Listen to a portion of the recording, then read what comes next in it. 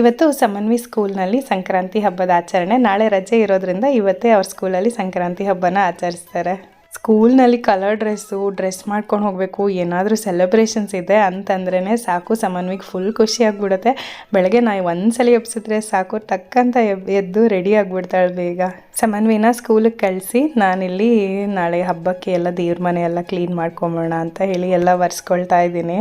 ಪ್ರತಿ ವಾರ ಮಾಡುವಂತೆ ದೇವ್ರ ಮನೆ ಕ್ಲೀನ್ ಮಾಡೋದು ಇದ್ದೇ ಇರುತ್ತೆ. ಆದರೆ ಹಬ್ಬ ಅಂತಂದರೆ ಇನ್ನೊಂಚೂರು ಎಕ್ಸ್ಟ್ರಾ ಎಲ್ಲ ಕಡೆನೂ ಒರೆಸಿ ದೇವ್ರ ಪಾತ್ರೆಗಳನ್ನೆಲ್ಲ ಇವತ್ತೇ ತೊಳ್ಕೊಂಬಿಟ್ಟೆ. ಸಾಮಾನ್ಯ ಗುರುವಾರದ ಹೊತ್ತೆಲ್ಲ ಕ್ಲೀನ್ ಮಾಡ್ಕೊಳ್ತೀನಿ. ನಾಳೆ ಹಬ್ಬ ಇರೋದ್ರಿಂದ ಇವತ್ತೇ ದೇವ್ರ ಪಾತ್ರೆಗಳನ್ನೆಲ್ಲ ತೊಳ್ಕೊಂಡು ಎಲ್ಲದನ್ನು ಜೋಡಿಸಿ ಮಾಡುವಷ್ಟರಲ್ಲಿ ಮಧ್ಯಾಹ್ನದ ಸಮಯನೇ ಆಗೋಗುತ್ತೆ.